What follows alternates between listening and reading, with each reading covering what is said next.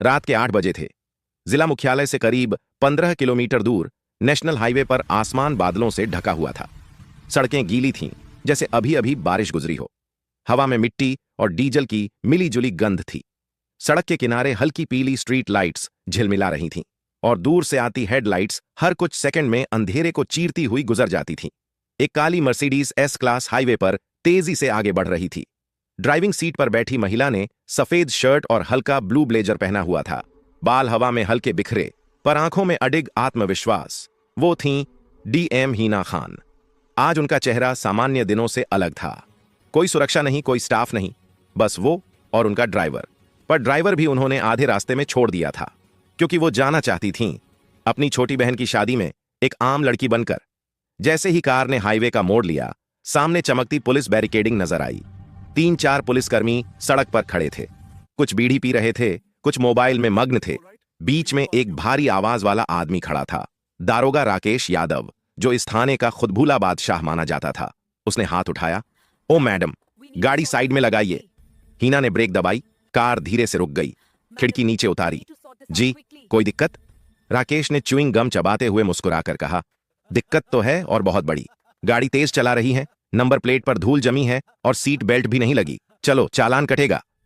हीना ने शांति से कहा। सर, मैंने लिमिट में ही गाड़ी चलाई है और बेल्ट भी लगी हुई थी। शायद आपको। चुप!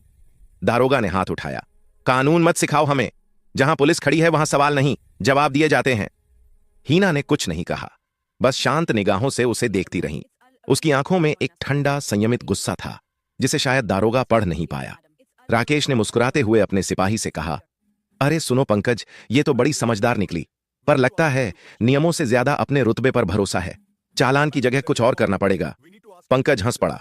सर, थाने ले चलते हैं, वहां आराम से देखते हैं। हीना ने गहरी सांस ली। वो जानती थी यह किसी चालान की बात नहीं थी। यह उस घमंडी ताकत की बात थी जो वर्दी के नीचे छिपे अहंकार से निकलती है। मैं कह चुकी हूं, मैं जल्दी में हूं, मेरी बहन की शादी है। हीना की आवाज अब ठंडी और कठोर थी। राकेश आगे बढ़ा। शादी? अरे वाह, तो क्या गिफ्ट चाहिए? चलो, थोड़ा सा ड्यूटी भी निभा लेते हैं। साइड में आओ, गाड़ी की चाबी दो। आप सीमा लांघ रहे हैं इंस्पेक्टर। हीना के शब्दों में अब चेतावनी थी। राकेश ने ठहाका लगाया। सीमा? हद? ये सब किताबों में होता है मैडम, यहां जो मैं कहूं वही कानून है। फिर उसने सिपाही को इशारा किया। दरवाजा खोलो, निकालो इसे, जरा सिखाओ कानून का मतलब। सिपाही पंकज आगे बढ़ा, कार का दरवाजा खोला और रुखेपन से बोला, बाहर आइए, वरना जबरदस्ती निकालना पड़ेगा। हीना धीरे से बाहर निकली।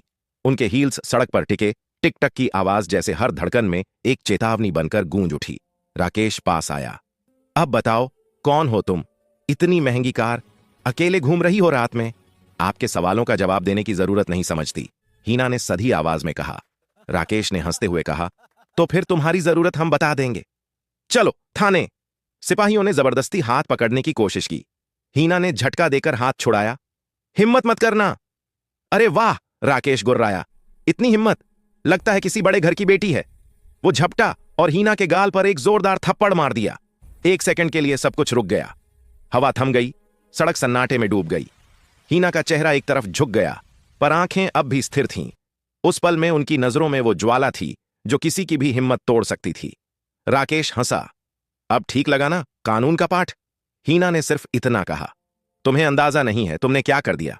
सिपाही हंस रहे थे, कोई मोबाइल में वीडियो बना रहा था। राकेश ने कहा, चलो थाने ले चलते हैं, देखता हूं वहां कितनी अकड़ बचती है। हीना को जबरदस्ती पुलिस जीप में बिठाया गया। सड़क पर उनकी मर्सिडीज अकेली खड़ी रह गई, जैसे कोई साक्षी आने वाले तूफान की। थाने में माहौल अलग ही था। दीवारों पर धूल जमी थी, मेजों पर अधखुले केस फाइलें और एक पुराना बल्ब झूल रहा था जिसकी रोशनी पीली और टूटी सी लग रही थी। राकेश ने चाय मांगते हुए कहा, ओए चाय लाओ, आज बड़ी स्पेशल गिरफ्तारी हुई है। हीना चुप बैठी थीं। उनकी नजरें चारों तरफ घूम रही थीं। हर दीवार, हर कोना, हर दस्तावेज, वो सब कुछ अपने दिमाग में दर्ज कर रही थीं। राकेश ने कुर्सी पर बैठते हुए कहा, नाम बताओ, नाम बताओ, वरना मामला और बढ़ जाएगा। रिया मेहता। हीना ने हल्की मुस्कान के साथ झूठा नाम लिया। अच्छा, रिया मेहता। राकेश बोला, लगता है होशियार है, पर ज्यादा चालाकी मत करना, वरना तू भी पछताएगी। उसने इशारा किया, लॉकअप में डाल दो, देखता हूं कब तक अकड़ बनी रहती है। थाने की लॉकअप गंदी थी। दीवारों पर पुराना पेंट झड़ चुका था। 2 महिलाएं पहले से अंदर थीं। एक ने थकी हुई आवाज में पूछा। क्या किया तूने? हीना ने बस इतना कहा। सिर्फ सवाल पूछे थे। महिला हंस पड़ी। यहां सवाल करने की सजा हमेशा सबसे भारी होती है। हीना मुस्कुराई, एक शांत मुस्कान जिसमें कोई डर नहीं था, सिर्फ इंतजार था। उसी वक्त दरवाजे पर कदमों की आवाज गूंजी। थाने में असिस्टेंट एसपी आरव मलिक की एंट्री हुई। सीधा, सख्त और ईमानदार अफसर। वो अचानक गश्त पर आए थे। ये सब क्या हो रहा है यहां? आरव ने राकेश से पूछा। राकेश बोला, सर, बस एक मामूली लड़की थी, सड़क पर रोकने पर बदतमीजी कर रही थी। आरव ने उसकी ओर देखा। उनकी नजर हीना पर पड़ी। कुछ था उसमें, उसकी आंखों में एक ऐसा सन्नाटा जो सब कुछ कह रहा था। इस पर कौन सा केस दर्ज है? सर, 420 और ब्लैकमेलिंग का। बिना सबूत? बस रिपोर्ट बना रहे हैं। आरव की भौहें तन गईं। रिपोर्ट बना रहे हैं या बना रहे थे? वो सीधे लॉकेप के पास पहुंचे। तुम्हारा नाम? उन्होंने पूछा। हीना कुछ पल तक चुप रही, फिर कहा, फिलहाल रिया मेहता। आरव कुछ समझ नहीं पाए, पर उनकी आंखें कह रही थीं, यह लड़की साधारण नहीं है। उन्होंने आदेश दिया, इसे दूसरी कोठरी में रखो और कोई रिपोर्ट मत बनाना जब तक मैं न कहूं। राकेश सकपका गया। पर सर, मैंने कहा, जब तक मैं न कहूं। आरव की आवाज गूंजी। थाने में सन्नाटा छा गया। हीना को दूसरी कोठरी में भेज दिया गया। वहां अंधेरा था, पर उनके भीतर एक आग जल रही थी। वो आग जो अब पूरा सिस्टम जलाने वाली थी।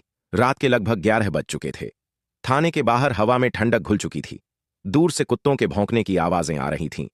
अंदर थाने की पुरानी दीवारों के बीच अब भी कुछ पुलिसकर्मी हंसी मजाक कर रहे थे, जैसे किसी मामूली लड़की को पकड़ना उनकी रोज की जीत हो।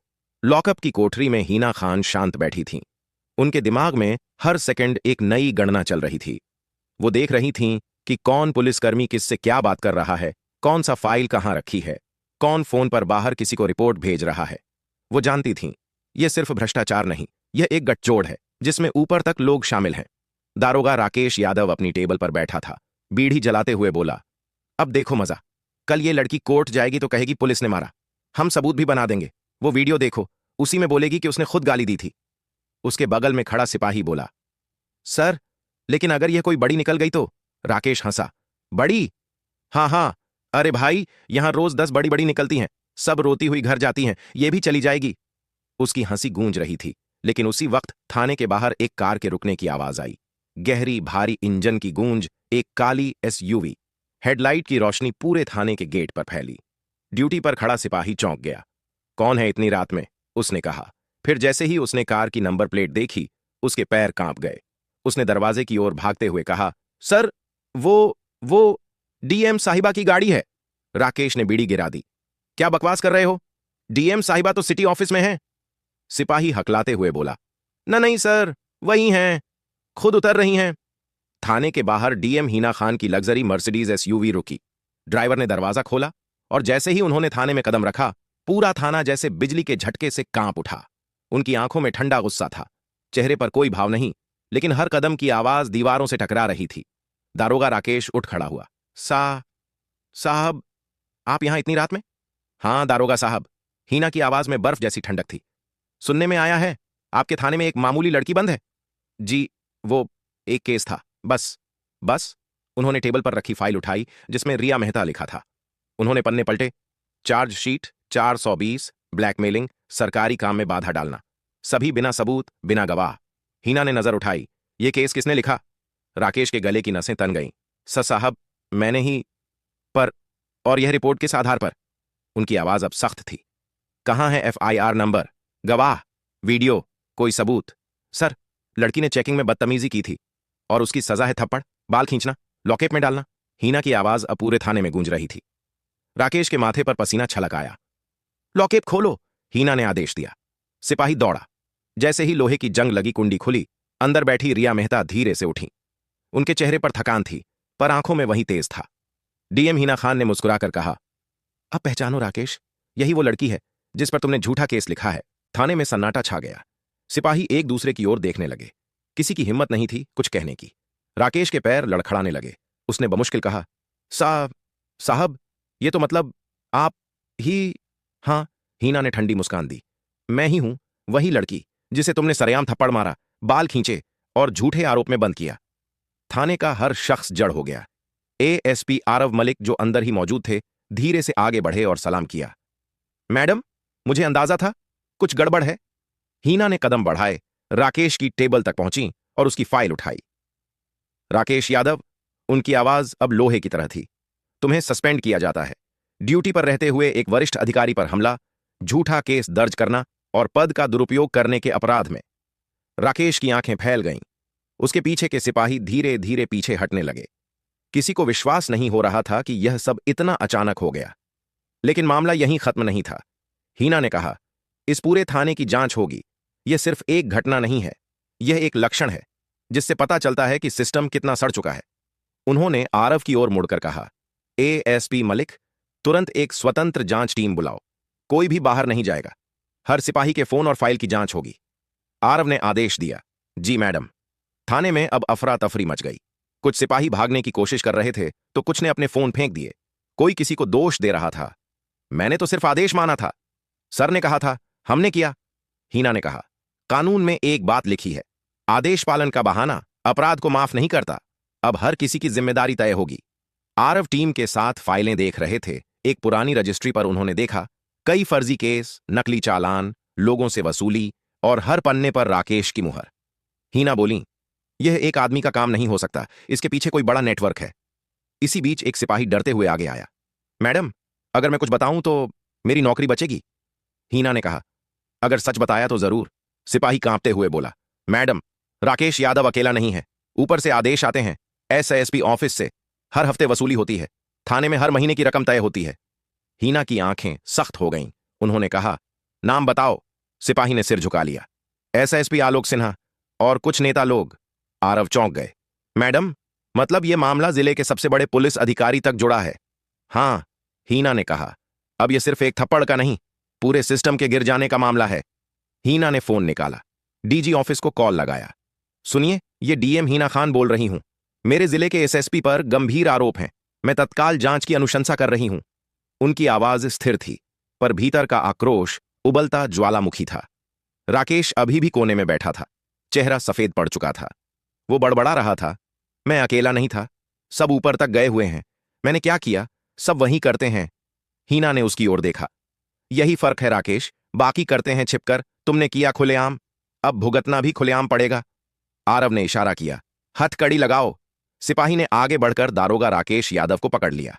वो चीखा, मैडम, मैं बोल दूंगा, सब बता दूंगा कौन कौन शामिल है। बोलो। हीना ने कहा, पर हर शब्द सबूत के साथ होगा। थाने के बाहर अब मीडिया की गाड़ियां जमा होने लगी थीं। किसी ने खबर लीक कर दी थी, डीएम साहिबा ने रात में थाने पर छापा मारा, दारोगा गिरफ्तार। कैमरे चमकने लगे। पत्रकार चिल्ला रहे थे, मैडम, क्या सच है कि एसएसपी तक नाम पहुंचा है? क्या राकेश यादव अकेला है? क्या पूरा थाना सस्पेंड होगा? हीना ने बस इतना कहा, जो सच है वही होगा, कोई बच नहीं पाएगा। और फिर उन्होंने आदेश दिया, इस पूरे थाने को सील करो, कल सुबह जांच दल आएगा। हर फाइल रात के 2 बजे थे। हीना खान वापस अपनी मर्सिडीज में बैठी। ड्राइवर ने पूछा, मैडम, अब घर चलें? उन्होंने बाहर अंधेरे की ओर देखा। नहीं, अभी बहुत कुछ बाकी है। अब यह सिर्फ एक केस नहीं, यह सिस्टम की सर्जरी है। कार धीरे धीरे अंधेरे में आगे बढ़ी और पीछे थाने की टूटी इमारत में एक नया सवेरा जन्म ले रहा था। सुबह के 5 बजे शहर की सड़कों पर हल्की धुंध थी। थाने के बाहर अब भी पुलिस की गाड़ियां, मीडिया वैन और सीआरपीएफ जवान तैनात थे। रात की पूरी कार्रवाई अब सुर्खियों में थी। डीएम हीना खान ने थाने में मारा छापा, दारोगा गिरफ्तार, एसएसपी पर जांच के आदेश। जिले भर में खलबली मच चुकी थी। हर बड़े अधिकारी के फोन पर एक ही सवाल, हीना खान ने रात में क्या कर दिया? हीना खान अपने दफ्तर में थीं। उनके सामने ढेरों फाइलें खुली थीं। हर फाइल में फर्जी चालान, नकली रिपोर्ट, जबरन वसूली और रिश्वतखोरी के सबूत थे। एएसपी आरव मलिक अंदर आए। मैडम, हमने राकेश यादव से पूछताछ की है, आरव ने कहा। उसने सब कुछ कबूल लिया है। वसूली का रेट, हर महीने की फिक्स रकम, और यह भी कि आदेश एसएसपी आलोक सिन्हा से आते थे। हीना ने सिर उठाया। क्या कोई दस्तावेजी सबूत मिला? हां, आरव ने कहा। एक बैंक ट्रांजैक्शन लिस्ट। हर महीने एक ही खाते में पैसे ट्रांसफर होते थे, और वो खाता एसएसपी आलोक सिन्हा के रिश्तेदार के नाम पर है। हीना की आंखों में ठंडा संकल्प था। ठीक है, अब वक्त है इस नेटवर्क की जड़ तक जाने का। एसएसपी ऑफिस का टकराव। दोपहर के करीब 12 बजे एसएसपी ऑफिस में माहौल तना हुआ था। अंदर एसएसपी आलोक सिन्हा अपने स्टाफ के साथ बैठे थे। दरवाजा खुला। डीएम हीना खान अंदर आईं। एएसपी आरव उनके पीछे। सभी खड़े हो गए। डीएम मैडम, अचानक? आलोक ने मुस्कुराते हुए कहा, आप इतनी जल्दी मेरे ऑफिस? हीना ने ठंडे स्वर में कहा। अचानक नहीं, आलोक जी, जब सिस्टम सड़ता है तो सफाई जरूरी हो जाती है। उनकी बात सुनकर ऑफिस में सन्नाटा छा गया। आपका नाम कई मामलों में आया है। हीना ने टेबल पर एक फाइल रखी। दारोगा राकेश यादव से लेकर वसूली नेटवर्क तक, ये बैंक ट्रांजैक्शन, ये कॉल रिकॉर्ड और ये गवाह, सभी आपको इंगित कर रहे हैं। एसएसपी की मुस्कान गायब हो गई। मैडम, आप समझ नहीं रही, यह साजिश है। कोई मुझे फंसाना चाहता है। हीना ने कहा, शायद, लेकिन सच्चाई यह है कि साजिशें वहीं बनती हैं जहां डर होता है। और अगर आप निर्दोष हैं तो जांच से डर क्यों? एसएसपी उठ खड़ा हुआ। मैं किसी जांच में सहयोग नहीं करूंगा। डीएम होने का मतलब यह नहीं कि आप पुलिस पर चढ़ जाएं। हीना की आवाज गूंज उठी। डीएम होने का मतलब यही है कि कानून सबके ऊपर है, यहां तक कि आपके भी। कमरे में मौजूद एएसपी आरव ने कहा, मैडम के आदेश पर आपकी तुरंत निलंबन रिपोर्ट जारी की जा चुकी है। कृपया अपने हथियार और ऑफिस की चाबी जमा कर दें। एसएसपी गुस्से से चिल्लाया, तुम लोग जानते नहीं किससे भिड़ रहे हो? हीना ने कहा, जानते हैं आलोक सिन्हा, हम उस सिस्टम से भिड़ रहे हैं जो वर्दी पहनकर जनता को डराता है, और आज वो डर खत्म होगा। अगले दिन सुबह हर अखबार की हेडलाइन, डीएम हीना खान बनाम एसएसपी आलोक सिन्हा, सिस्टम की जंग। मीडिया चैनलों पर डिबेट चल रही थी। कुछ पत्रकार उनके पक्ष में थे तो कुछ उन्हें ओवरएक्टिव अफसर कह रहे थे। लेकिन हीना शांत थीं। उनका ध्यान सिर्फ एक चीज पर था, सत्य। आरव बोले, मैडम, एसएसपी के राजनीतिक संबंध हैं, उन्हें बचाने की कोशिश हो रही है। हीना बोली, सत्ता जब गंदे पानी से मिलती है तो नालियां ही तय करती हैं कि बहाव कहां जाएगा, लेकिन आज बहाव हम तय करेंगे। शाम के 7 बजे एएसपी आरव को फोन आया, मैडम, वो सिपाही जो गवाही देने वाला था उस पर हमला हुआ है। हीना तुरंत मौके पर पहुंची। सड़क किनारे गाड़ी पलटी हुई थी और घायल सिपाही खून में लथपथ पड़ा था। वो बमुश्किल बोला, मैडम, वो रिकॉर्डिंग पेन ड्राइव एसएसपी के लॉकर में। और उसकी सांसें थम गईं। हीना ने आसमान की ओर देखा। अब यह लड़ाई सिर्फ फाइलों की नहीं रही, ये जंग बन चुकी है। अगली सुबह 5 बजे हीना खान और सीबीआई टीम एसएसपी ऑफिस पहुंची। ऑफिस सील था, लेकिन लॉकर खोला गया। अंदर से मिला एक पेन ड्राइव, एक डायरी और लाखों रुपए नकद। डायरी में दर्ज था हर महीने की रकम, किस थाने से कितनी वसूली और किस नेता को कितना हिस्सा गया। सबूत अब हाथ में थे। आरव बोला, मैडम, अब कोई बच नहीं सकता। हीना ने कहा, अब सिर्फ न्याय बचेगा, वो भी खुलेआम। 1 सप्ताह बाद जिला अदालत खचाखच भरी थी। मीडिया, वकील, पुलिस, जनता सब मौजूद। जज ने फाइल उठाई। तो डीएम हीना खान, आप कहती हैं कि एक पूरा वसूली नेटवर्क था जिसके मुखिया एसएसपी आलोक सिन्हा थे? हीना ने सिर हिलाया। जी मान्यवर, और ये रहे सबूत। उन्होंने डायरी और पेन ड्राइव कोर्ट में सौंपी। स्क्रीन पर वीडियो चला, एसएसपी खुद राकेश यादव से वसूली की रकम लेते हुए। कोर्ट में सन्नाटा फैल गया। आलोक सिन्हा बेंच के पीछे बैठा था, उसके माथे पर पसीना छलक आया। जज ने गुस्से में हथौड़ा पटका, यह देश का अपमान है। वर्दी में अपराधी छिपे थे, लेकिन अब नहीं। अदालत ने आदेश सुनाया, एसएसपी आलोक सिन्हा को तत्काल गिरफ्तार किया जाए। संबंधित सभी अधिकारियों पर विभागीय कार्रवाई शुरू की जाए और डीएम हीना खान के साहसिक कार्य की सराहना की जाए। मीडिया बाहर चिल्ला रही थी, Heena Khan, the iron lady of justice. Heena court से बाहर आईं। लोग तालियां बजा रहे थे, लेकिन उनके चेहरे पर कोई गर्व नहीं था।